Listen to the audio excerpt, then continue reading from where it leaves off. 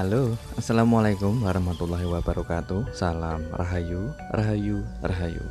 Jumpa lagi dengan saya di channel New ID Seller Tutorial. Di kesempatan kali ini saya akan berbagi tutorial, yaitu yang saya pegang ini adalah Xiaomi Redmi 4A yang habis kena minyak atau mungkin kena air. Saya coba untuk langsung membongkar dan mengecek infonya teman-teman. Oke, kita buka dulu untuk di bagian penutup mesinnya. Oke, dan di bagian ini kita lepas saja di bagian yaitu soket fleksibel baterai, dan perhatikan di bagian kondisi mesinnya. Beginilah kondisi mesinnya jika handphone habis kemasukan minyak atau mungkin kemasukan air. Jadi ada kerak atau jamur dan bisa disebut juga untuk korosi di bagian semua area mesin. Dan yang terlihat fatal atau kerusakan yang paling berkorosi yaitu di bagian soket kaki fleksibel touchscreen sama di bagian soket fleksibel LCD yang ada di bagian mesin ya teman-teman. Oke, saya coba untuk keseluruhan di bagian mesin. Di sini juga terdapat korosi yaitu di bagian bawah colokan handsfree, dan sengaja saya coba untuk buka kaleng pelindung IC CPU sama MMC. Saya coba untuk cek koreksi di bagian segala kondisi mesinnya. Jadi terlihat jelas yang bagian yang lumayan parah itu adalah di bagian soket, yaitu dimana soket fleksibel touchscreen yang terdapat korosi dan juga berjamur. Oke, kita bersihkan dulu untuk di bagian area yang besar kemungkinan kemasukan minyak atau kemasukan air yang menyebabkan korosi yang besar kemungkinan itu untuk jangka lamanya. Apabila kita tidak membersihkan di bagian segala kondisi mesin dan segala komponennya, itu biasanya jangka lamanya pemakaiannya akan kambuh lagi atau besar kemungkinan ada kerusakan yang bisa merambat dan muncul kerusakan lainnya. Jadi kita harus bersihkan total untuk kondisi mesin dan segala komponen yang ada di bagian mesin handphone ini. Oke, sudah kita bersihkan dan kita keringkan, dan di bagian ini adalah di bagian fleksibel touchscreen. Saya coba untuk bersihkan dan saya lalu kerik dulu untuk di bagian kaki pin pada fleksibel LCD. Oke, perhatikan di bagian fleksibelnya teman-teman. Terdapat ada dua kaki jalur yang putus atau sudah hilang tembaganya. Jadi saya coba untuk cek di bagian kondisi mesinnya apakah short atau tidak teman-teman. Jadi sebelum kita paksa untuk menyalakan infonya, jadi alangkah baiknya kita cek atau koreksi dulu di bagian kondisi mesin konslet atau tidak. Oke, setelah saya cek menggunakan alat multitester, ternyata kondisi mesin masih sehat dan tidak ada yang short. Dan di bagian ini adalah fleksibel touchscreen yang jalurnya sudah putus. Oke, kita akan coba untuk kerik lagi di bagian pin kaki touchscreen yang ada di bagian fleksibel, apakah ada jalur yang putus selain ada dua jalur yang sudah hilang jalurnya atau sudah hilang kaki tembaganya. Saya coba untuk kerik di bagian sampingnya yaitu 3 jalur. Oke, kita kerik dulu untuk di bagian jalur yang sudah hilang tembaganya teman-teman. Oke, kita siapkan untuk solasi yaitu agar tidak bergerak untuk di bagian fleksibel touchscreen-nya. Lalu kita siapkan flux dan juga kita nyalakan soldernya, yaitu berfungsi untuk mengasih tenol di bagian pin kaki yang putus, dan juga untuk mengetes dan juga sekalian kita solder ulang di bagian pin kaki yang ada di bagian samping yang putus teman-teman. Oke, untuk 3 jalur di bagian kiri terlihat jelas tidak putus, namun untuk di bagian yang sebelah kanan ada 2 kaki pin jalur yang putus.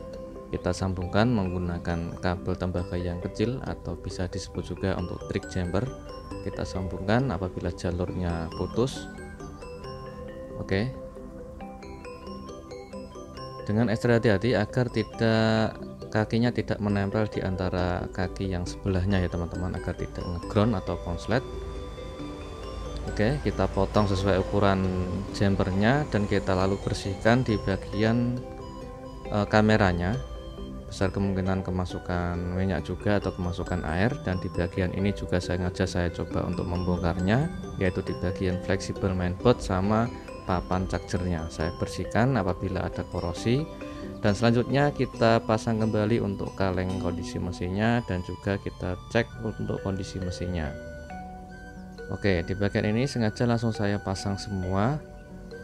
Apakah bisa berfungsi dengan normal dan bisa menyala handphone ini? Kita colokkan chargernya dulu. Oke, alhamdulillah sudah keluar logo Mi dan pengisian baterainya sudah bisa normal. Dan sengaja kita coba untuk cek kondisi mesin sama LCD dan juga touchscreen-nya. Kita nyalakan handphonenya dan alhamdulillah sudah keluar logo MI dan sudah keluar menunya, tapi untuk touchscreen-nya tidak bisa digerakkan teman-teman. Oke, jadi untuk touchscreen apabila saya sentuh tidak bisa berfungsi sekali, jadi sama sekali tidak bisa bergerak ya teman-teman. Untuk touchscreen-nya tidak bisa bergerak dan tidak bisa disentuh. Dan untuk saya cek kembali yaitu di bagian kaki pin konektor touchscreen yang ada di mesin, itu setelah saya cek terdapat korosi yang tadi sudah saya bersihkan. Besar kemungkinan ada jalur yang putus di bagian konektor yang ada di mesin. Saya coba untuk kerik dulu, ada 2 pin kaki yang tadi putus yang disebabkan oleh korosi kemasukan minyak atau kemasukan air. Oke, langkah selanjutnya kita lepas untuk mesinnya, yaitu kita lepas semua di bagian pelindung sensor dan juga kameranya agar tidak merusak di bagian kamera. Dan kita kerik dulu dan kita cek untuk jalur yang ada di mesin, yaitu di bagian mana konektor touchscreen yang ada di mesin yang sudah korosi atau juga jalur yang putus. Sengaja saya coba untuk ambil tenol dan saya coba untuk solder ulang. Ada bagian pin kaki yang putus teman-teman, tidak bisa saya jumper dan langsung saja kita lepas untuk di bagian konektor touchscreen yang ada di mesin. Oke, kalau kita tidak mengangkat konektornya itu tidak tahu di letak mana untuk kaki yang putus teman-teman. Oke, sudah kita lepas yaitu menggunakan cara blower, yaitu kita blower di bagian bawah PCB dengan panas di angka 3, lalu jangan lupa untuk kasih flux. Dan sudah kita angkat, ternyata ada terlihat jelas ada kaki-kaki yang sudah tidak terlihat jalurnya. Sengaja saya coba untuk kerik dan saya ambil untuk solder ulang. Oke, kalau gini terlihat jelas teman-teman. Sudah kita kerik dan sudah kita kasih tenol. Yang tadi awalnya jalurnya tidak kelihatan, sekarang sudah kelihatan lagi. Oke, jadi langkah awal kita bersihkan dan kita cek apabila ada jalur yang putus. Alangkah baiknya kita angkat atau kita ambil menggunakan trik blower dari bawah PCB untuk mengambil atau mengangkat yaitu konektor touchscreen-nya. Apabila ada jalur yang putus kita kerik dan kita solder ulang seperti ini teman-teman. Selanjutnya apabila kaki pin yang putus tadi sudah kita solder ulang, selanjutnya kita pasang kembali untuk konektor ke PCB.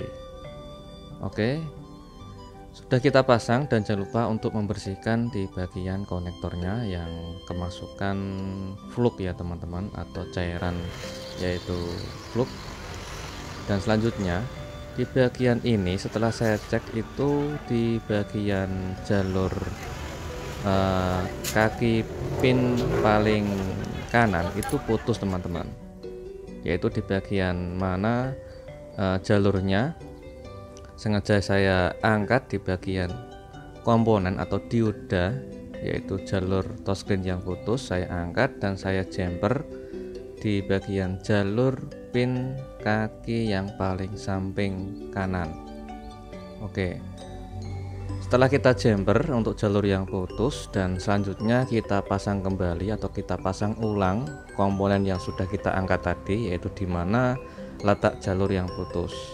Oke, kita kembalikan dan kita pasang ulang dan perhatikan di bagian kabel jumpernya, apabila jumpernya putus kita sambungkan lagi. Dan di bagian ini adalah fleksibel touchscreen yang tadi dua kaki pin jalur yang sudah tidak terlihat tembaganya, sengaja saya kasih kabel jumper yang cukup lumayan panjang, yaitu dimana kita akan sambungkan ke kaki pin touchscreen yang ada di konektor mesin.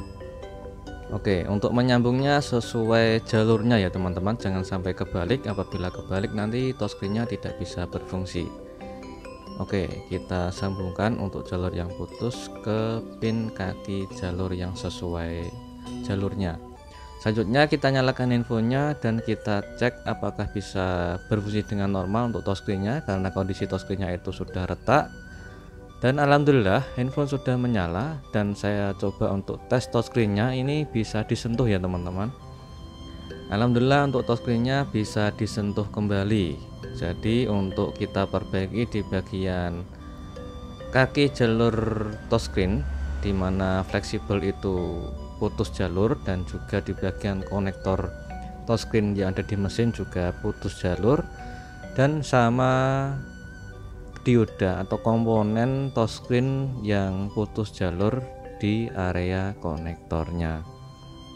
Sekarang kita tinggal tes uji coba untuk touchscreen-nya apakah bisa bekerja dengan normal, karena kondisi touchscreen-nya itu retak, tapi alhamdulillah bisa disentuh dengan normal di semua area layar sentuh ya teman-teman.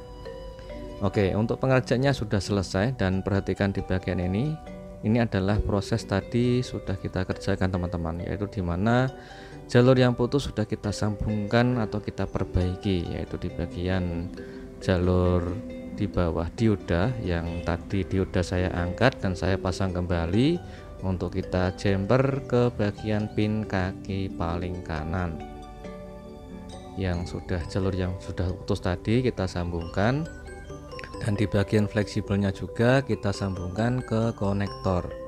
Jadi kita cek lebih dalam untuk mengetahui jalur-jalur yang dimana jalur itu putus ya teman-teman, tidak terhubung. Dan apabila putus kita jumper dengan trik sambungkan menggunakan kabel tembaga yang kecil. Oke, alhamdulillah untuk pengerjaannya sudah selesai teman-teman, dan touchscreen-nya bisa berfungsi dengan normal, tinggal kita merakitnya.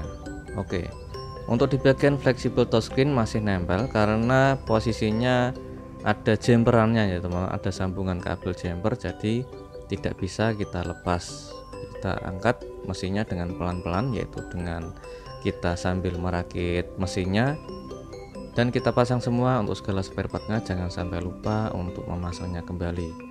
Saya kasih double tip di bagian bawah baterai untuk memasang baterainya agar tidak mudah bergerak, dan kita pasang segel untuk kasih garansi ya. Jangan lupa untuk membersihkan di bagian lensa kameranya agar tidak kotor ya teman-teman, karena habis kita kerjakan besar kemungkinan kemasukan debu atau juga habis kemasukan air atau kemasukan minyak. Sekarang saya coba untuk cek di bagian sinyalnya dan juga untuk pengisian baterainya. Oke, ini adalah kameranya teman-teman. Kita cek kameranya. Alhamdulillah untuk kameranya masih bersih dan juga jernih, tidak ngeblur dan juga tidak kotor ya teman-teman. Kameranya masih jernih dan bersih, bisa berfungsi dengan normal. Dan sekarang untuk pengisian baterainya di angka 7%. Sekarang kita tes untuk yaitu sinyal atau dual SIM-nya. Oke, kita pasangkan untuk SIM tray-nya teman-teman, untuk mengecek di mana sinyalnya apakah bisa berfungsi dengan normal atau tidak, karena handphone habis kemasukan air atau kemasukan minyak. Untuk sinyal dual SIM Smartfren dan Telkomsel alhamdulillah sudah bisa berfungsi dengan normal. Dan gitu aja untuk tutorial kali ini. Semoga bermanfaat dan jumpa lagi di tutorial berikutnya. Assalamualaikum warahmatullahi wabarakatuh. Salam Rahayu, Rahayu, Rahayu.